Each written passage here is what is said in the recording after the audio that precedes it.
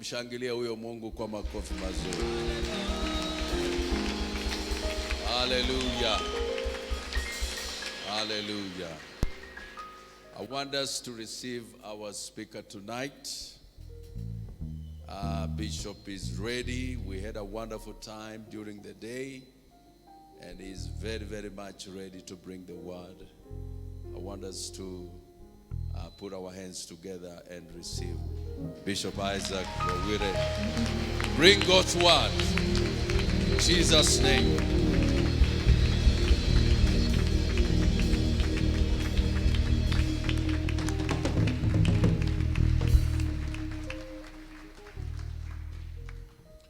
Thank you so much. Let's be seated. You remain for a while. That testimony is powerful as far as I'm concerned, and that song is my message tonight. Song is my message tonight. If you ever know prophetic things, that is number one. Praise God.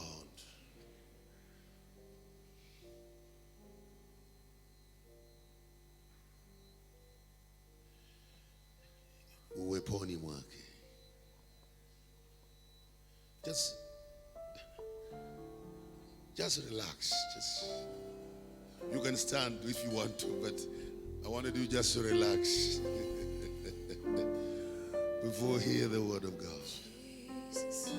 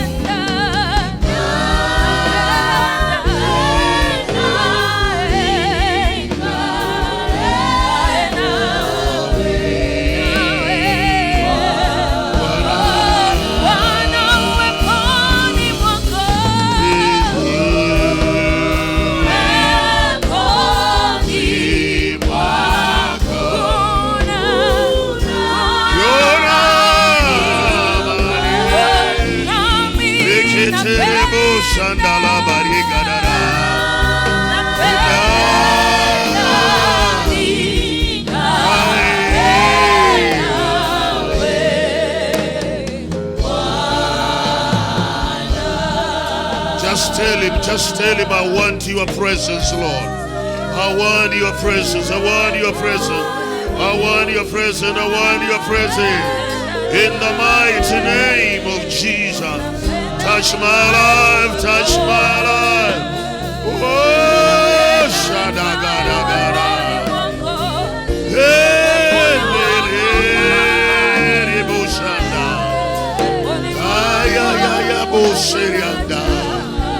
Restoration, restoration, restoration, restoration, restoration in your life. The Lord is restoring things, restoring things. Unarejeshewa, unarejeshewa, unarejeshewa. Eba yando shigida la boshini. Jesus, it is done in Jesus. Thank you, Lord. Father, we thank you for the atmosphere created in this house. We thank you for the worship in the house. We thank you for the special prophetic song that our sister has brought to us this evening. We thank you, Lord, for this wonderful week. My Father and my God, we can never remain the same again with such a presence. Lord, we surrender to this will of God as you help us tonight. In Jesus' name. And everybody shouted amen. Let's praise him. Let's praise him. Let's praise him. Let's praise him. Let's praise him. Oh Lord, let's honor the Lord of Lords, the King of Kings. The I am that is I am. The great changer, the great destiny, the friend. Hallelujah. Hallelujah. Hallelujah. Amen. Thank you. I'll call you. Today we shall have ministry. We will have to minister to one another tonight. We have built our faith enough. We need to receive some things. We need to transfer some people. We need to give some people not 2 shops, but 7 shops, supermarkets, things like that. Right here, right here. You will be relocated from your place. Hiyo nyumba ambayo miguu yako inakuwa nje na kichwa iko ndani, unatoka sasa katika jina la Yesu. Amen. Amen. Any testimony you hear from a man or woman of God is a prophecy to your life. It's a prophecy to your life. The Bible says the Spirit of Christ, the testimony of Christ is the spirit of prophecy. When you hear people testifying about Christ, they are prophesying over your life. Begin to receive it. Because Jesus says, what I say to one, I say to all. What I say to one, I say to all. I want us to open the book of 2 Samuel chapter 9. And I'll read a few verses. Let's begin from verse 3 to verse 9 for the sake of time. And we dive into this word this evening. 2 Samuel, and the king said the king said, is there yet anyone of the house of Saul to whom I will show kindness of God? The kindness of what? I will show the kindness of God. And Ziba said to the king, there is still a son of Jonathan who is lame in his feet. Let's continue. So the king said, where is he? And Ziba said, I said to the king, indeed, he is in the house of Machir, the son of Amiel, in Lodebar. Then the king David sent and brought him out of the house of Machir, son of Amiel, from Lodebar. Verse 6. Now, when Mephibosheth, the son of Jonathan, the son of Saul, had come to David, he fell on his face and prostrated himself. And David said, Mephibosheth. He answered, here your servant. Here is your servant. And verse 7 says, so David said unto him, do not fear. Raise your hand and say, I will not fear. Do not fear. Hallelujah. Things are going to change. Do not fear. Fear is ending tonight. I said fear is ending tonight. Do not fear. Do not fear. Do not fear, for I will surely. It is not guesswork. I will surely show you kindness for Jonathan your father's sake, and will restore. So mumesikia tu hiyo wimbo inasema rejesha sasa. Somebody say restore. I will restore to you all the land of your Saul, your grandfather, and you shall eat bread at my table continually. You don't need even to go far. But the rest of it, kijana amekaa kwa shida, sasa hata kiambiwa utafurahi, hataki kufurahi. But for you, you will say amen. Mephibosheth alikataa, lakini wewe utasema amen. So he bowed down himself and said, what is your servant that he should look at such a dead dog? A dead dog. I want you to write a few things and then we just begin. Those who have taken the books that I have tomorrow after the service in the evening, after the revival, I'll sit there. I'll give you 1 more minute. I'll autograph any books that will have been bought that you'll have so that you mark the beginning of your new season with that autograph there. So number 1, Mephibosheth was destined to grow in obscurity. Makusudio ya shetani ni kwamba Mephibosheth alitakiwa azaliwe katika hali duni na akae hivyo na asijulikane. That is what the enemy wanted to happen in his life. Despite the fact that he is a royalty, that his father was the first king of Israel, that he has the DNA of rulership, the enemy made sure that he causes a situation that is permanent in his life to keep him from the palace, Jerusalem, and keep him in Lodebar.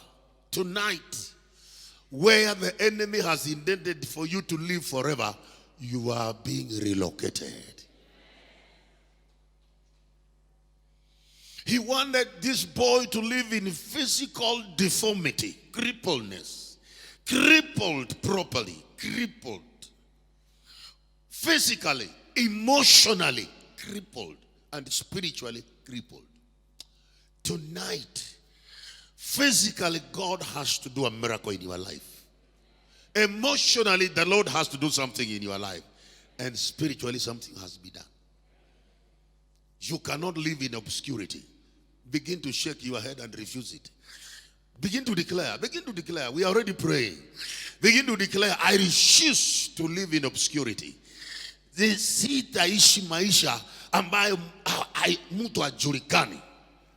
That sister now na mtu wangu, they are right now known. Ukiona wako kwa YouTube, wameanza kujulikana. I relocate you in the name of Jesus. I said in the name of Jesus. Somebody will know you are there. Physically, they will know you are there. Emotionally, they will know you are there. They will know you are there. Spiritually, they will know you are there. I say there is something going to happen. There will be something. Number 2, write down. Number 2, David, who is a type of the King of Kings, the Lord of Lords in our life today, knew very well in his heart, if there is somebody in the household of Jonathan whom we made a covenant together as brothers, and he gave me his coat, he gave me his sword, he gave me his arrow and bow, and we became brothers, born together. If there will be anybody left in that family, I will show them kindness. Nitawaonyesha. Somebody say amen. Kama kuna mtu amezalia kwa corona, Jesus will show them with kindness. I said, if you are alive tonight, God is going to show you kindness tonight. I'm going to release a prayer over your life to bring kindness, the kindness of God, the favor of God, the grace of God, the abundance of God. It was in his heart. It is in the heart of God to bless you. I'm saying it again. It is the will of God to prosper you. Bible says in John 3, the 3rd John, Verse 2 says, I wish above all things. Another translation says, I pray above all things that you be in good health, that you prosper in your life. Be in good health. Last, your soul begins to prosper spiritually, emotionally, and physically. May it happen in your life. Tonight. Number 3, write down. I'd like you to remember this as you be studying in your own time. Mephibosheth was a descendant of the anointed. He had the DNA of the anointed king of Israel. He exchanged a situation for his position. He exchanged a situation for his position. He left his position and lived in his situation. Hali yake ikawa ndio jina lake. Yeye ni mwana wa mfalme. Anatakiwa akae mahali Daudi yuko. Anatakiwa akawe Yerusalemu. Hata kwa kweli yeye ndiyo mrithi asili ambaye alitakiwa achukue kiti cha babu yake. Kwa sababu yeye ndiye alikuwa anaishi peke yake, wengine wamekufa. He was the one to inherit. It was not David, it was him. But his situation, the Bible says, he was lame in both legs. Alikuwa na uwete wa miguu yote mbili. Today, we are going to make sure your situation is not your label. Hautaitwa hali yako, utaitwa jina lako. Watu wamekuita kwa sababu ya hali na vitendo, wanaenda kukuita vile Mungu anavyokuita. This boy has DNA of a king. He's a prince. But his situation of crippleness. You don't need to have legs to be a king. You can be a king in a wheelchair. You can still be a great man in a wheelchair. You can be a billionaire in a wheelchair. You don't need legs. Your crippleness shall never be an excuse for you to remain in Lodebar. That you didn't go to school does not negate for you to be a billionaire. Money is not connected to numbers. You will not know how to count money, but you employ an accountant. They count on your behalf and they tell you the final number.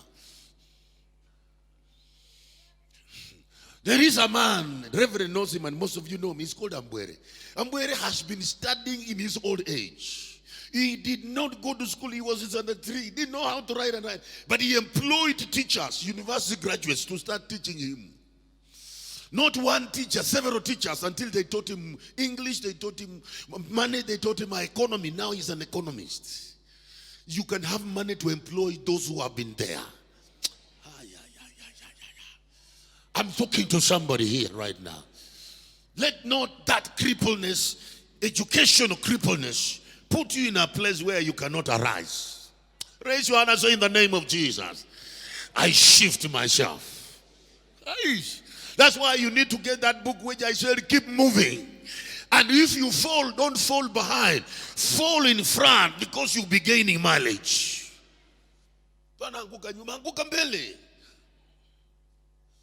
Anasifiwe. Amoga mwere na ujipanguze na usimame tena. Aluta continua. Hallelujah. Hapa tonight mama, watu wanahamishwa, watu wanarejeshewa, vitu wanarejeshewa. Tonight we have come, the whole of us. Hatuna kitu kingine tumewacha nyumbani, tumekuja zote. Na wewe utaenda wote. You will go, the whole of you, emotionally, spiritually and physically loaded. Number 4, before I close and I begin now down here. Hey, did I say number 3? Yes, the descendant. He believed a lie. Did you see how he called himself? A what? a dead dog. Tonight, your tongue will change. You are not a dead dog. You are a son, a child of the Most High God. Your Father is the owner of heaven and earth. Your Father is the big God. Number 4, and the last one. Anointing to royalty can never be earned. It is imparted as a gift. Tonight, we are releasing it into your life.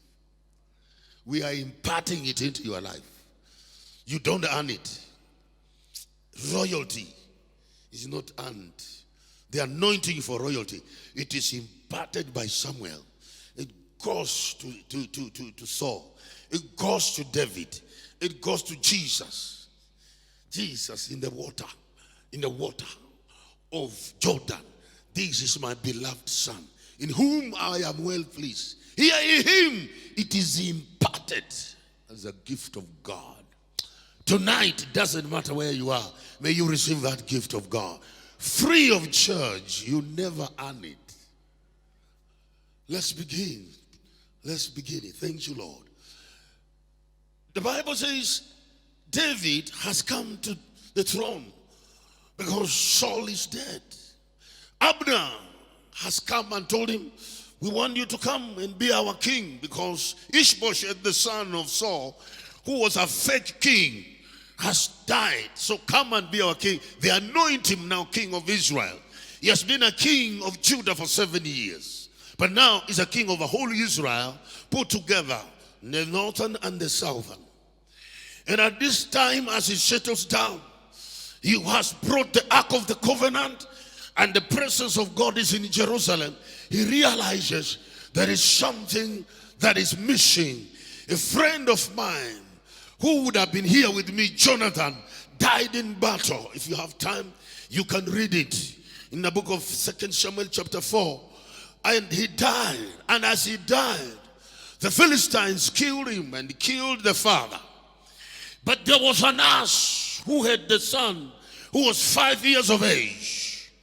And because she was running away with him, so that later on he would live and become a king of Israel.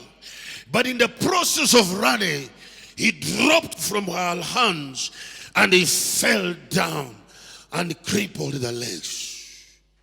It was not intentional. It was rash. She was running for her safety.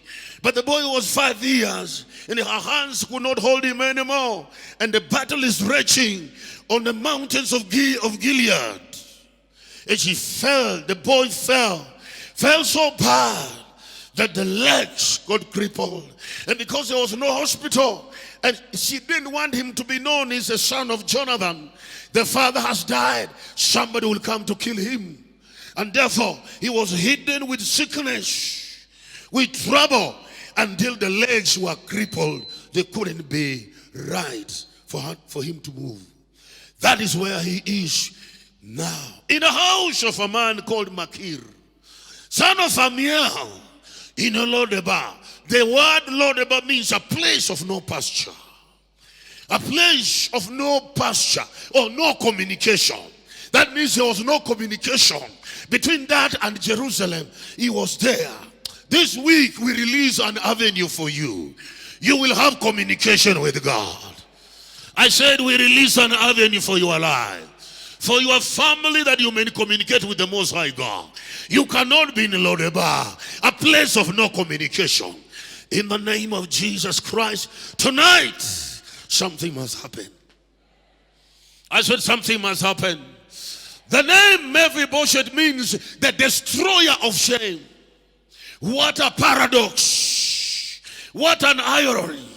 Somebody who is a dispeller of shame, somebody who is a destroyer of shame, is living in Lodebar, a place of no communication, a place of poverty. There is no food. David is enjoying in Jerusalem. He says, the Lord is my shepherd, I shall not want. He maketh me to lie down in green pastures. Yet the covenant brother is in Lodebar. He must do something.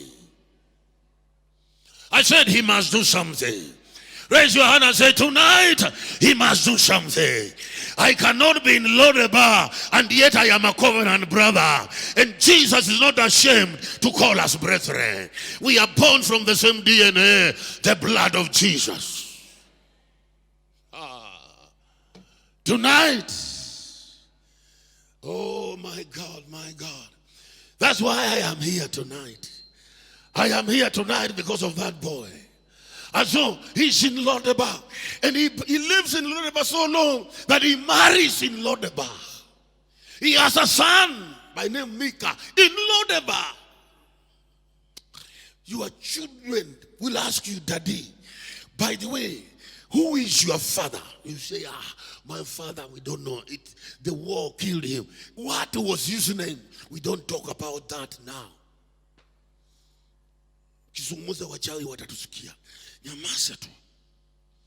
The boy, grandchildren cannot know their grandfather Jonathan because he fears if they know he's there, David will come and kill him because he's a descendant of Saul. But that is not the heart of David. God is so good. I said God is so good. He loves us so much that he doesn't impute all our iniquities on our life. If he kama angelihesabu uovu wetu, hatungesimama. He loves us. Come on, raise your hand and say, Lord, I thank you. Come on, declare, thank you for loving me. Thank you for loving me. Tell him, thank you for loving me. I know you love me.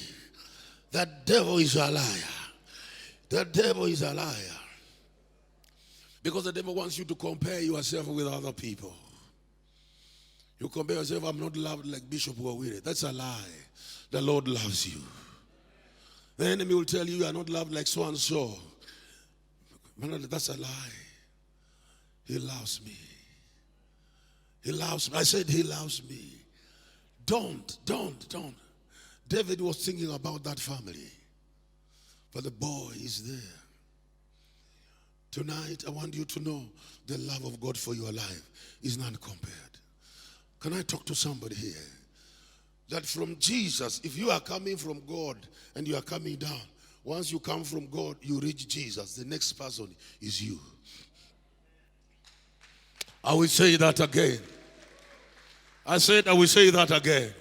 If God would be here and then the Son Jesus is here, the next one is you. And the strange thing is that where Jesus is, you are seated on his right hand side. You are not seated here and Jesus is here. You are in him actually. Where he is where you are. As he is on this earth, as he is in heaven, so are you on this earth. He loves me. Somebody just declare he loves me. Say he loves me. Say it again, he loves me. Let it sink into your life. He loves me. The same way he loved Jesus. Not another love. Mama, if I want to buy a kilo of sugar, I ask the price and they tell me the price. How much should I pay for the kilo of sugar? The price. Is that true? Is that true? Because I have to get the value of my money. And you have been bought by the precious blood of Jesus. I said you have been bought by the precious blood of Jesus. Your value is Jesus' value. You are as precious, as valuable as the blood that bought you. The blood of Jesus. Raise your hand and begin to worship God. Say, I thank you for the blood of Jesus. That is how valuable you are. Don't believe what the people tell you, that you are good for nothing. You are not a dead dog. You are a child of God. What you look at in the mirror cannot give you the right thing. What you are inside, you are a child of God. Your inside is made like Jesus. Sura yako unaangalia kwa kioo inaweza kuwa ina makunyanzi, lakini ndani mwako you look like the one who bought you. The one who bought you. You are precious. Somebody declare, I am precious. Say it again. Tonight, I will receive the act of God, the kindness of God, the favor of God over my life. The enemy wanted this boy never to be known he's alive. They hid him somewhere. Tonight we are getting you out of the hiding. We are getting out of obscurity. Tunakuondoa mafichoni. We are going to expose you to the things of the heaven, things of the Spirit, things of Jesus. You'll walk like him until he said, the works I do you shall do also, because I go to my Father. Hallelujah. Hallelujah. Are you ready for that? Are you ready to grasp it? Take it by force. Take it by the Spirit of God. Amen. I remember when I got saved, my brother, 1973, that we had terrible times. We had terrible times. Kukuwa na njaa. Mwaka wa 1971, kukuwa na njaa ya kilo. There was njaa called kilo. A metric system had just been introduced. SI system. Kilograms and everything. We were using ratili, pounds and ounces. They've just been introduced. It was now in school. Mama, jaya kilo was bad. Jaya kilo was bad, baba. So jaya kilo ikaanza lete shida pana. Ikalete shida. Lakini kwa shangazi yangu, wakawa wako na mtoni, wako na shamba imeingia paka mtoni. So wakapanda mahindi mapema. Sasa mimi njaa mwezi wa 4 ikalete shida, nikasikia wacha nitembelee shangazi. Kufika mbali nikaona my cousins wanakula mahindi, kila moja with a full cob of maize. Nikafanya na kama mtu anaomba, si kuomba lakini unaonyesha kabisa unahitaji hiyo kitu. Wote kila mtu akachukua mahindi yake, akashika hivi. Wakatema juu ya mahindi. Wakanionyesha sasa siwezi kula. Lakini njaa haijui mate ya mtu. Corona haikukuwako wakati huo. Wakati walinipeleka hivi baba, nilipusula hiyo mahindi na nikachomoka nayo na nikaenda kukulia huko. Nikakula. When it was almost finished, nikanusa sauti, nikanusa harufu inatokea jikoni kwa shangazi yangu. Ugali imeiva kwa sufuria, kwa karai. Nikajua hapa sitoki si banduki area. Wakati nikaona nimekaa tu kwa matawi naangalia pole strategically. Hallelujah. Mtafutaji achoki, akichoka ameshapata. Kawa nimekaa namna hivi nachungulia, nikaona shangazi amebeba maondeli kona na cross kutoka nyumba hii anaingia nyumba kubwa. Nikasimama in a strategic place to be recognized. I am the one. Shangazi akaniona, akaniambia wekeza kuja kula na binamu chako chakula. Hallelujah.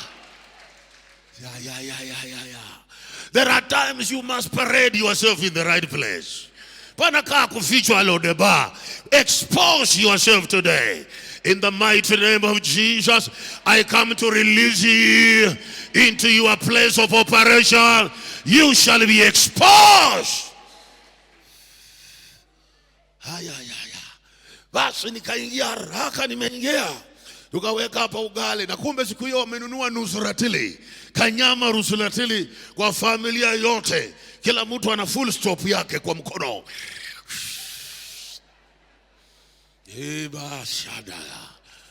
Hallelujah. Basi siku hiyo hapa naweka nyama kwa sahani, haitapatikana. Kila mtu anapewa kwa mkono. Ugali iko katikati, one place hapa ya supu pale, supu inakaa kama Lake Victoria pale, kwa sababu hiyo ndio kitu ya muhimu. Ugali na supu na inaenda. Sasa tukaambiwa tunawe. Tukanawa, hata kunawa. It is deep and out. Unapeleka na kutoa mara moja. Germs know where they belong. In the water wasimebaki. Umetoa. Shadosha. Tukakaa chini, wakasema mtu mmoja aombe. One of my cousins akaomba, oh God bless this faith in the amen. Tukaanza. You know God interprets tongues. Mungu anajua kutafsiri tongues zote. Sisi hakuna haja. Tukaingia pale. Mimi nikaingia speed. Unajua njaa ni kitu kali. Na kitu unakula ina rare, so unafanya storage kama ngamia.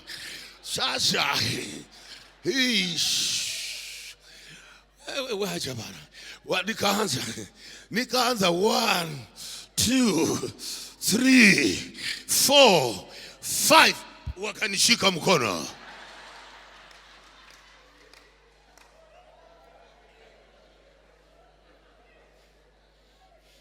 Wakaniambia utangoja mpaka kila mtu wetu kila moja afike 5, kama wewe ndio tuendelee. Nikasema sawa. Sawa tu. Kwa wenyewe ni kwa wenyewe. Amen. Wanaendelea na mimi nakaa, hawajui I am resting. They are working and I am resting. Wakaniachilia. Ile speed nilikuwa hakuna speed governor.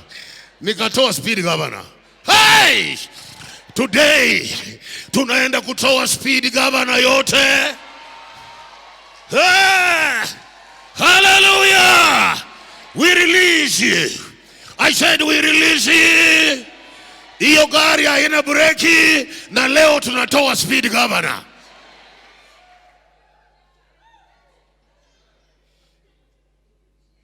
Sasa waliponiachilia mimi nikasema sawa. Nikapeleka 1, nikapeleka 2, ya 3 nikaona ile imebaki ni kidogo. Sasa badala ya kwenda directive nilichange. Ambia jirani yako, there is time for everything. You must change your strategy.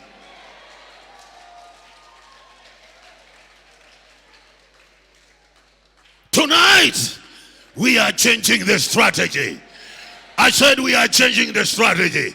We are going to get this thing in the name of Jesus. Where the devil kept us, we are going to come out. He kept us in Lodeba, but we are coming out. Nikabadilisha. Nikapima katikati, nikaona katikati itakuwa kidogo. Nikasongesha bana, hii ikakuwa 3/4. Kapeleka hivi, niliposhika hivi na survey macho yao, nikasimama. Nilikula nikienda nyumbani. I am releasing you with everything tonight.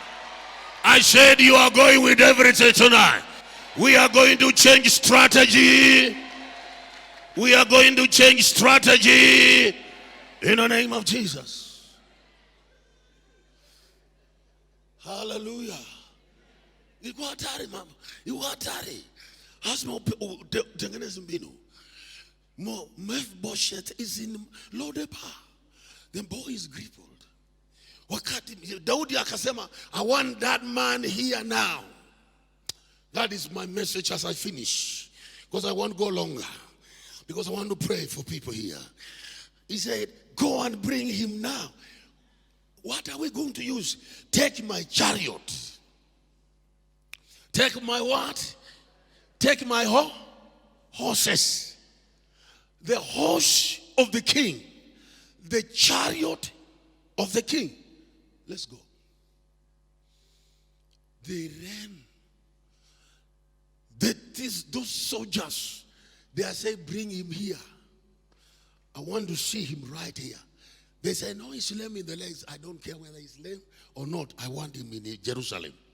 The journey from Lodeba to Jerusalem is going to take a very short time tonight. It's going to be a very short time tonight. In the name of Jesus. So when the soldiers arrived there, kupata nyumba ya machiri ni shida. Hakuna barabara. Wanapenya katikati ya watu. Wanatafuta. There's no place. The Lodeba is, there's no access. Where is Machiri's house? That is the house. That man is a magician. What is happening? They are going to arrest him or something. No, they are looking for Mephibosheth. They are going to locate you. They are locating you in your situation. They will get where you are. Because You have the DNA of a king. You can never be left in Lodebar. You must be relocated. You are living in a place where you are not supposed to live. Your name and the place are not compatible. You are not compatible with the place. You are a despairer of shame. You have the DNA of a king, and you are living in a place of no communication. There is no communication. There is no food. There is nothing. Says we are coming. So when I enter hivi, then they go. They said, where is Machir? Is this the house of Machir? The soldiers are entering there. This is the house of Machir. Yes. Machir, you are the one. Yes. Where is Mephibosheth? They say, the one who is sitting there in the dust there. He said, that is already, but he doesn't have legs.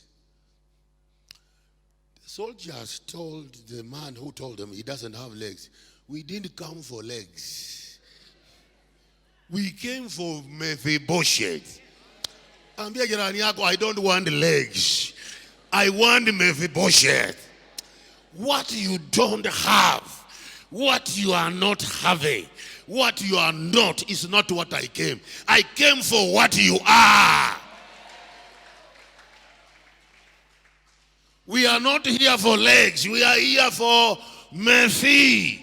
Everybody say Mephi. That's why we are here tonight. Mephi tonight. Mephi.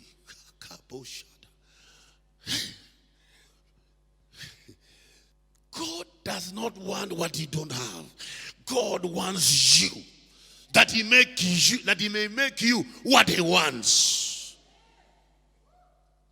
That is his assignment. Tonight. I say tonight. So the soldiers, they said, please, we are not interested in whether he has legs or he doesn't have legs. The king wants him. Plus, mahali tunaenda miguu, hata angekuwa na miguu hangeweza kufika. Safari tunaenda ni mbali, haihitaji miguu, inahitaji gari. Inahitaji gari ya moshi. Inahitaji the chariot of the king, the fastest. Hatutaenda na miguu. Ambia jirani yako, your money cannot take us quickly where we are going. Your salary is not able to take us where we are going. Where we are going requires chariots. It requires horses. It doesn't require legs. Even if you had legs. Wale masoja wakasema, hata sisi mahali tumekuja, hatungekuja kwa mguu, tumekuja na gari ya mfalme na farasi. That is the relocation in Nataka. Hautaenda na miguu yako. We are not going to bank on what you have. What you have is too little for what God wants to perform in your life. Your salary is too low to carry out the revival we need right now. Your English is so poor, your grammar cannot save anybody. We need something more than that.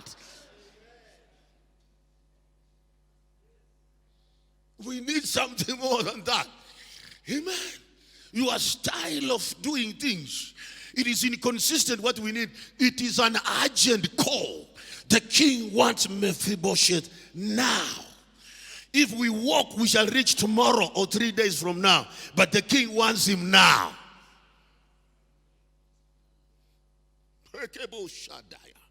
Did you hear what I said? Si ya kesho. Mwambie jirani yako si ya kesho. Kama ni ya kesho tungetumia miguu yako. Lakini hii ni ya leo saa hii. We need the fastest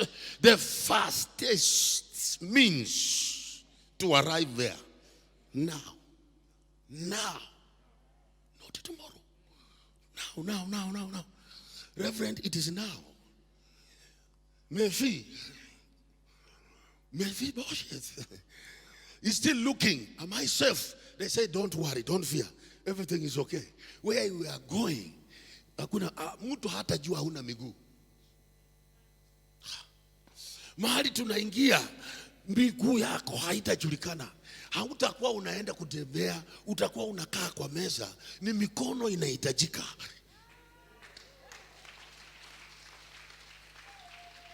Somebody say you just need faith. Somebody say, I need faith. You don't need anything else. You just need faith, the hand that gets things from God. So, Mephibosheth, don't worry. Hautafanya kazi. You are not going to work. Mzee anakutaka, tujui anataka kusema nini, lakini tunakubeba. Leo hii nimekuja na hiyo mtindo leo. We are carrying you the way you are. Somebody raise your hand and say, thank you, Lord. Hey! Soja moja najua kilikuwa ni mabounzers, wale wanakaa na mfalme Daudi. Mabounzers kukainama pale, Mephibosheth anatetemeka, kukachota yeye na mikono yote miwili kukabeba namna hivi. Kunaanza kwenda. Ambia jirani yako, amenibeba. Haijawa rahisi kufika hapa. Ni mkono wa Bwana. Umenibeba. Bouncer moja amekusanya. Amekusanya Mephibosheth na manguo zake zote, na maslippers zake zote, na mapatipati zake zote, na mke wake pamoja, na mtoto wake pamoja. Amekusanya wote, anapeleka transfer. Ambia jirani yako, mimi nakusanywa. Tonight nakusanywa. Na kaduka kangu kote nakusanywa. Na watoto wangu wote nakusanywa. Jana wakati tulikuwa tunakuja na mama pole tukiendesha gari, tukakutana na mkokoteni, sijui ni mkokoteni ama hii katukutuku. Kamebeba nyumba yote ya mtu. Anahama kwa sababu ilikuwa tarehe moja. Anahama. Leo tunakuja kukuhamisha leo hii. Na kila kitu ulio nayo yote. Kanama. Spiritually, you are in a wrong place. Emotionally, you are not in the right place. Physically, you are not in the right place. Anabebwa. Hey. Ameshika kabisa. Wanabeba. Wanapeleka wapi? Wanaenda naye. Mephibosheth anaona wanatoka hapo, wanapita Lodeba. Watu wanasema kamepelekwa haka kakata rudi. Kanaenda kuuawa. Mungu hauui watu. Mungu anabariki watu. Mungu hakutupi mbali. Mungu anakuleta karibu. Hawezi kutupa yeyote aliyekuja mikononi mwake. Akimkimbilia hata mtoroka. Anamembrace na mikono yake. Pauza, malaika waliokaa katika nyumba hii wanaenda kukuhamisha leo hii. Malaika walijaa katika nyumba hii. Wamekuja na ile macharios ya Baba. Wanaenda kuhamisha familia yako leo hii. Shadaba. Nasema wanahamisha familia. Mimi na watoto wangu na wajukuu wote leo hii ninahamishwa.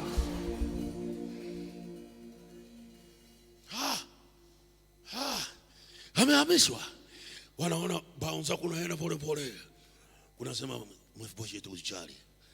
Wewe umeumia ya kutosha. Ambia jirani yako, niko mikono safe. I am in safe hands. Anapelekwa mpaka tunapanda kwa chariot. I love it. Kunaingia kwa chariot. Mahali Daudi anakaa wakaweka hapo Mephibosheth na vumbi yote, miguu haijaoshwa. There was no time kuosha watu. Ambia jirani yako, mguu ya kusema usame Yesu tunamalizia huko. Tumemaliza yote. Mebeba na uchafu yote. God does not take us because we are clean. He takes us to clean us up. Takes us to clean us. This is the cleaning area of God. Amebeba. Kijana anaangalia, wanamkalisha mahali kiti ya mfalme. Anakaa, wanamwambia tulia baba. Tunaenda kwa mfalme anakutaka. Farasi zinafanya sinataka kuchomoka. Sina yumba. Tonight farasi yako ina yumba. In fact inaona kama mimi nakuchelewesha na mahubiri yangu. Inasikia kukuhamisha saa hii. Wakati siliachiliwa, Mephibosheth akasema hata ningekuwa na miguu haingeweza hii. Where you are arriving, your ingenuity, your education, your prowess, your understanding, your grammar, your man and your father Your godfather cannot work. You just need Father God. Hi!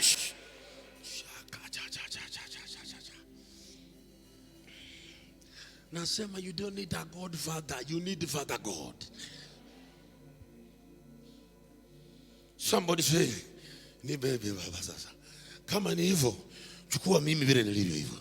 Chukua kabiashara kangu. Chukua na kila kitu. Transfer from Lodebar to Jerusalem. When he arrived in Jerusalem, the Bible says, David said, are you Mephibosheth? He was shocked. Wewe ndio Mephibosheth? Akasema, hey, ndio mimi. Akaanguka chini. Ako chini lakini tena akaanguka chini. Unaweza kuwa chini tena unaanguka chini. Akamwambia bana simama. Usianguke chini. Wewe ndio Mephibosheth? Wewe? Nini ilifanyika? Anasema hata mzee sijui. Nilivunjika miguu. Miaka ngapi? Nikiwa miaka 5. Hivi ndio unakaa? Ati papa. Your servant is here. Naanguka chini. Akamwambia wacha tu sasa. Akamwambia usijali. Nini mbaya peke yake? Miguu peke yake ndio iliharibu. Mikono iko sawa? Sawa. Okay. Akamwambia keti hapa kwa hii kiti. Keti hapa kwa hii kiti. Nataka hii meza ifunike miguu yako. Haitaonekana tena. You know, I don't know. I don't know what I can talk to you. But you know, wewe ndio unafanyanga tunajua hujui kuomba. Tunakikuita hapa tuambia kuja hapa uombe, unasema unajua mimi sijui kuomba. Lakini ungekuja tu hapa unasema inueni mikono yenu na kila mtu aombe. Watu wataomba tu, hautajua hukuomba. Wewe ndio unafanya tunajua hauna miguu. Lakini mahali tumefika hata kama huna miguu, nobody knows you don't have legs.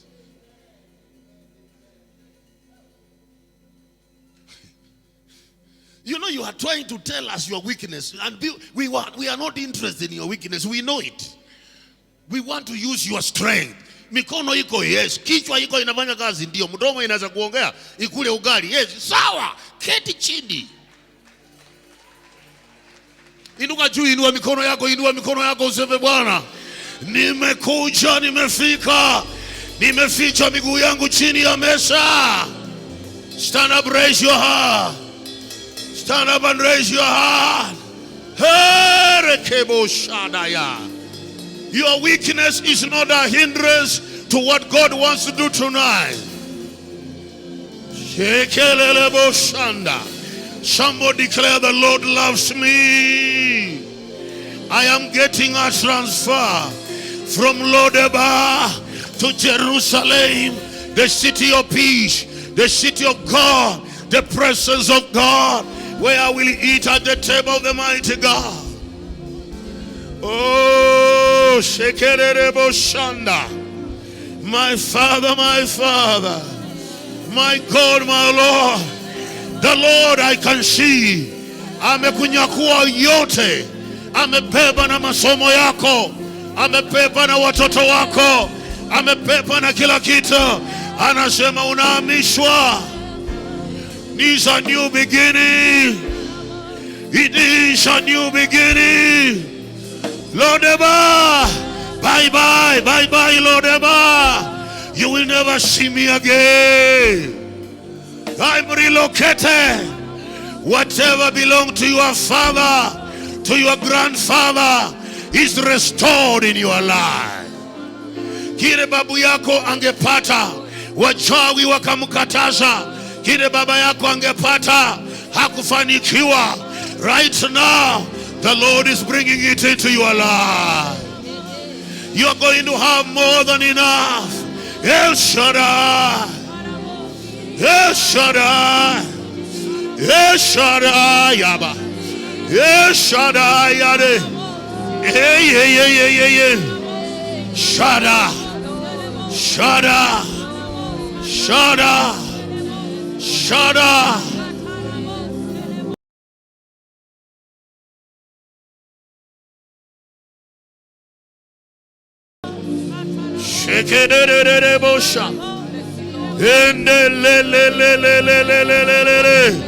Raise your voice. Lord, relocate me. Relocate my family. Relocate my children. Relocate my business. I don't want to be in Lodeba, a place of suffering, a place of no pasture, a place of no food, no revival. Revival, life of God. Shadabayanda. Hey, Lord, Lord, Lord, Lord, Lord, Lord. It is not what I have. It is not what I don't have. It is because the Lord loves me. The Lord loves me. He loves my family. He loves my children.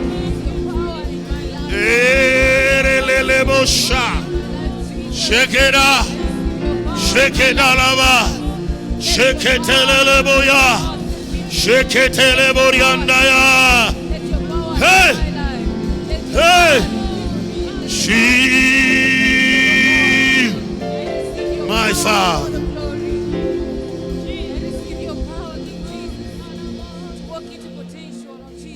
Mama, come here. Which I need to